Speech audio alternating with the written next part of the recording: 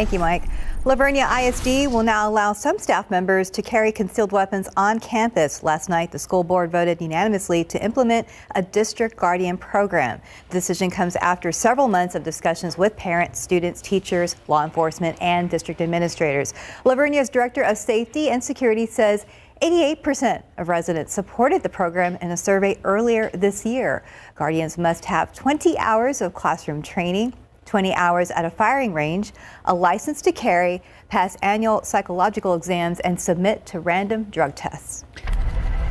Now, new details about that fugitive couple from Alabama on the run for 11 days that were finally captured. Authorities say the jail officer who helped a murder suspect escape has now died from her injuries after a dramatic police chase. ABC's Mona Kassar Abdi has a story.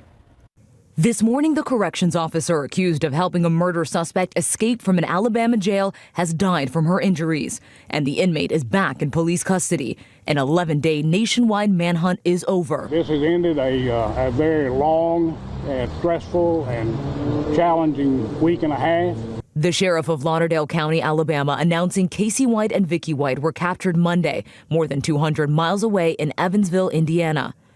Casey White escaped from jail April 29th, allegedly with the help of longtime corrections officer Vicky White. Police saying Vicky sold her house and drained her bank accounts to run away with him. Despite the same last name, the two are not related. But investigators say the two had a special relationship, shocking Vicky's family and coworkers. I called them. I said, you need to send an officer out. I got a suspicious vehicle in my car.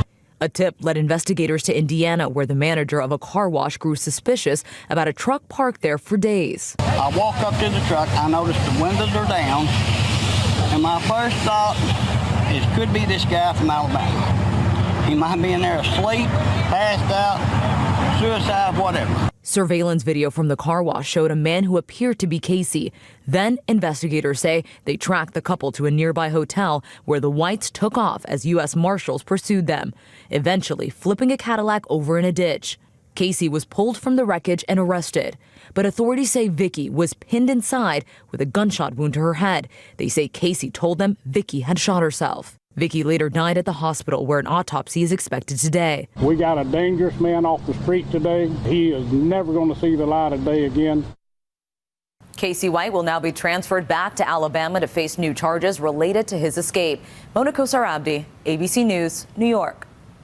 In your other morning headlines, Washington is seeking to portray a united front against Russia's invasion of Ukraine.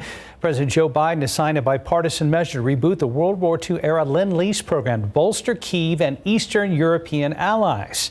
The House could vote as soon as this week on $40 billion worth of military and humanitarian aid for Ukraine. Meanwhile, Russian President Vladimir Putin marked his country's biggest patriotic holiday without even uttering the word Ukraine. He had no major new battlefield success to boast about, and the Kremlin's forces have little to no progress to show for their latest offensive.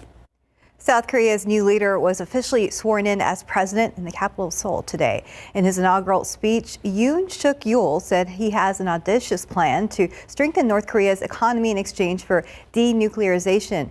Yoon said he wants to improve the lives of North Koreans in return for greater security. He also added that his administration is open to negotiating with the North.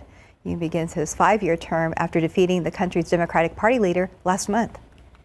The Washington National Cathedral honored the nearly 1 million Americans who have died of COVID-19. Last night, the cathedral bell rang 1,000 times, one time for every 1,000 people who have passed. The bell ringing happened after a special prayer service for COVID victims.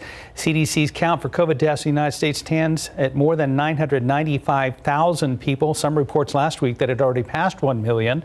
A spokesperson says this is the last time the cathedral will memorialize victims with this type of ceremony. It's 4:36, about 78 degrees.